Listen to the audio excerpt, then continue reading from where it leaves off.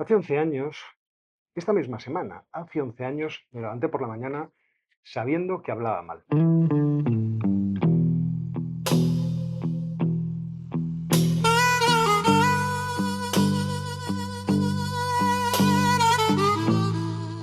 Pues esta es la historia. Hace 11 años, una semana de mayo como esta, habíamos ido de excursión al monasterio de Silos, al desfiladero de la Yecla y a ver Covarrubias y comer allí. Said your boy's gonna love too hard and break more than one.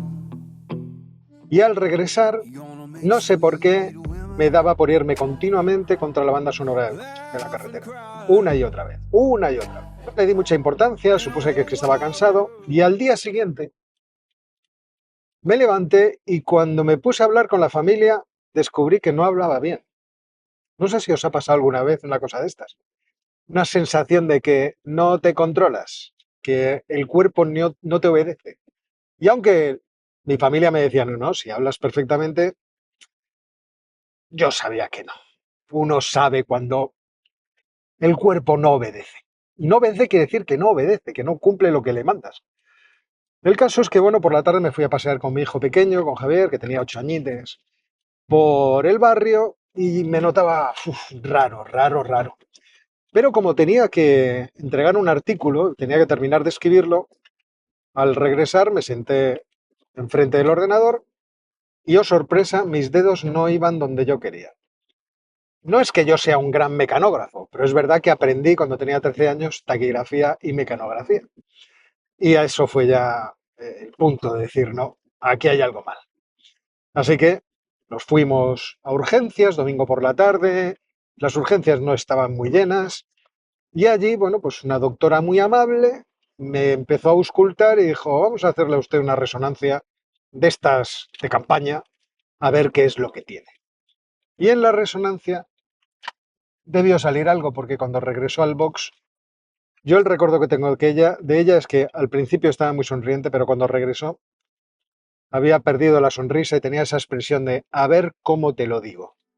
Y lo que tenía que decirme es que había una masa en mi cerebro compatible con un tumor, en una zona no operable, que al día siguiente me harían una resonancia del cuerpo entero, porque los tumores en la cabeza son metástasis de un cáncer principal y que, bueno, pues me dejaban ingresado.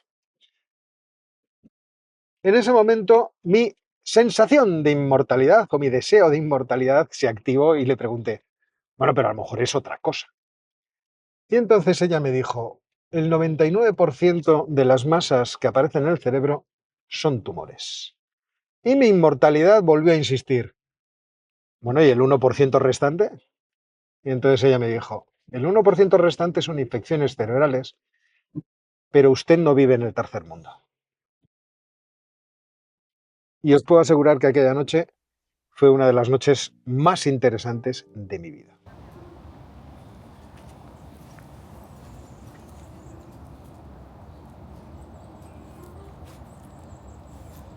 Y ese es el asunto, que cuando me mandaron a la habitación del hospital, pues toda aquella noche fue una noche de darle muchas vueltas al asunto de la mortalidad y al asunto de qué pasa cuando efectivamente ves de cerca que estás amortizado y que ya no va a quedarte mucho tiempo, a lo mejor nada de tiempo, y que todo aquello que ha quedado pendiente se quedará pendiente para siempre. Y aunque es verdad que el asunto de la mortalidad nunca nos acompaña de forma permanente, y sobre todo cuando somos jóvenes y tenemos energía y fuerza, y por lo tanto tenemos la experiencia de lo que es la inmortalidad, no vemos que aquello esté en absoluto cerca, pues aquel episodio de la cabeza sí, me lo puso ahí delante absolutamente.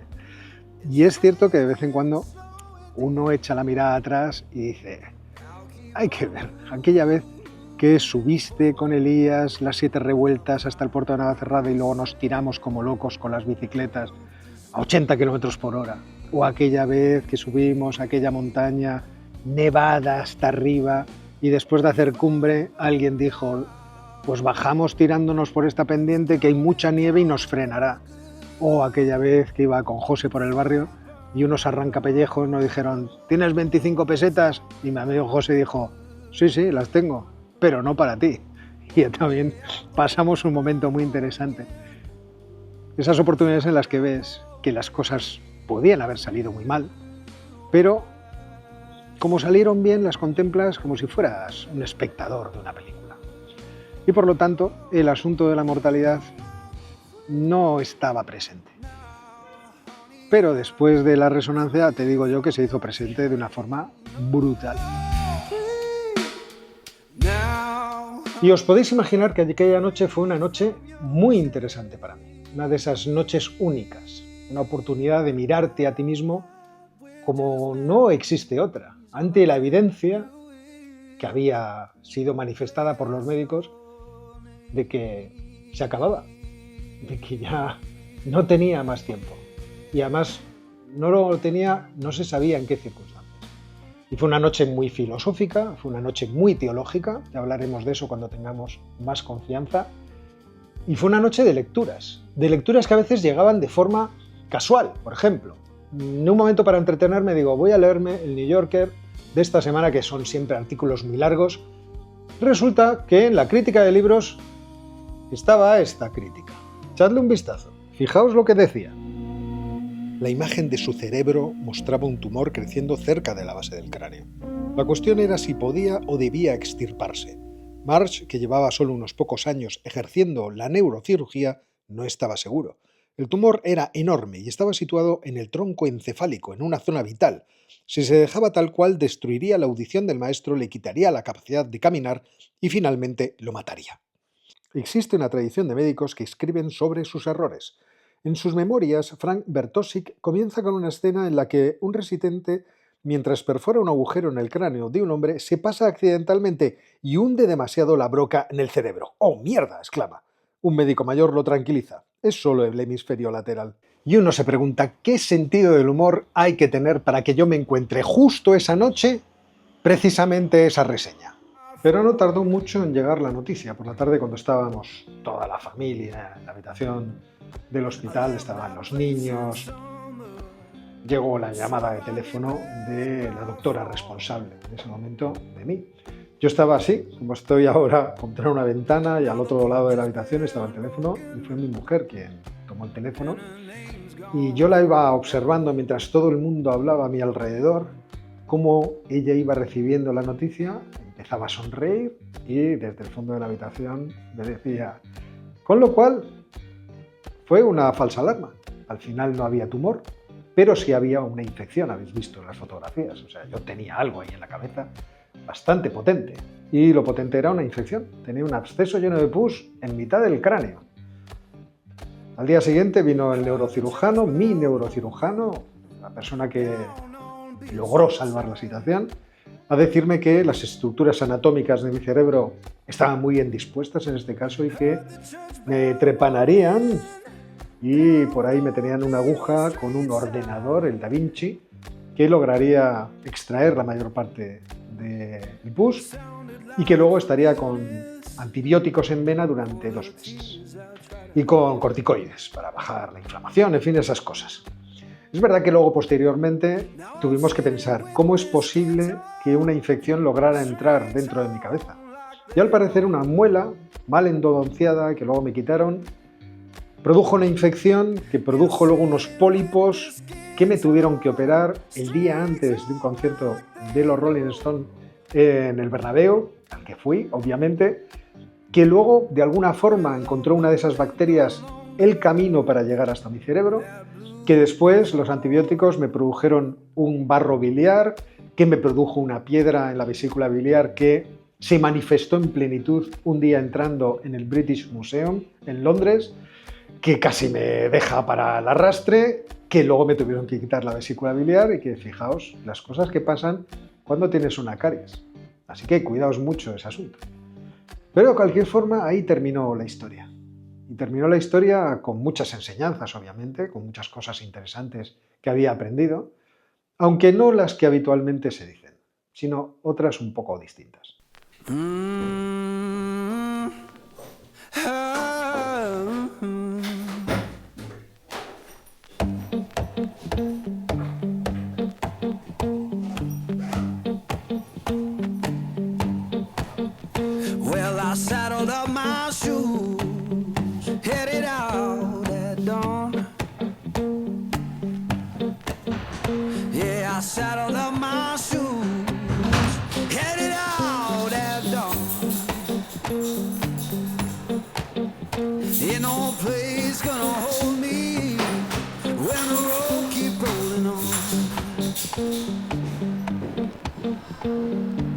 Left my baby crying, said you can't live that way.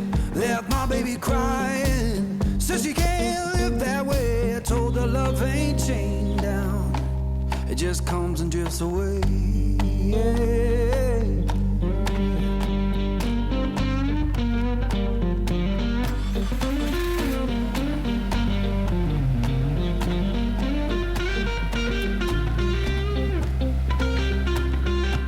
Porque es cierto que en alguna ocasión alguien me ha dicho, bueno, pero después de esa experiencia, ahora estarás deseoso de vivir la vida con más intensidad.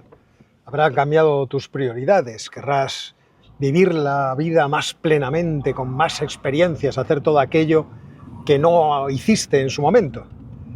Pero en realidad eso no es así. Y no es así porque, caramba, yo ya tenía una vida muy buena. Yo ya hacía lo que quería, yo ya disfrutaba de la vida como creo que debo hacerlo. O sea, no me faltaba de nada. Sin embargo, sí es cierto que cambió otra cosa.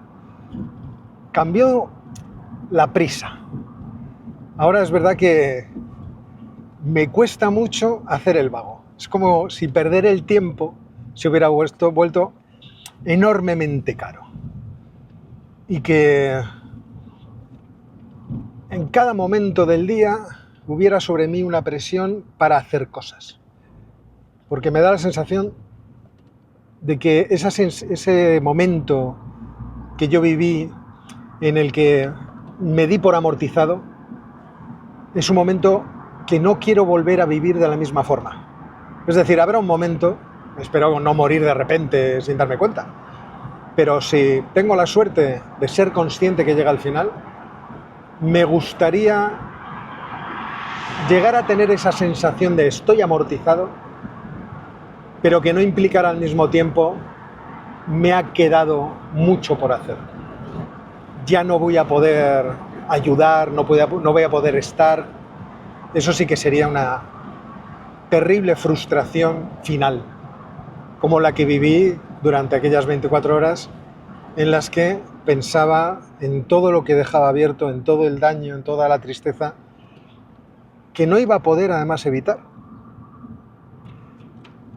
Y eso sí fue quizá lo más duro, lo más difícil de aquellas 24 horas. Así que sí, ahora lo que quiero es estar todo el día haciendo. Porque hay una cosa que decía el bueno de Eugenio d'Ors en la Oceanografía del Tedio, un cuento que os recomiendo, en la que me veo reflejado, y especialmente después de esa experiencia que tuve. Y es la sensación o la evidencia de que el que tiene la llama debe arder. Creo que es una frase perfecta. El que tiene la llama debe arder. Y los seres humanos tenemos la llama. Y por eso creo que no tenemos excusa. Debemos arder. Y hacer todo lo posible por dejar nuestro mundo ordenado y preparado. Porque es cierto que la muerte está ahí a la vuelta de la esquina en cada momento. Y se nos olvida y vivimos al margen, pero es cierto. Y hay tanta responsabilidad que el propio amor que tenemos por los que queremos nos lanza o nos obliga, que señores, el que tiene la llama debe arder. Y eso es lo que quería contar en este vídeo, que claramente no es un vídeo de geopolítica, sino que ha sido un vídeo personal. Y si se me ocurre alguna otra batallita que contaros en el futuro, pues nos veremos otra vez en el canal. Ha sido un placer, jóvenes. Cuídense.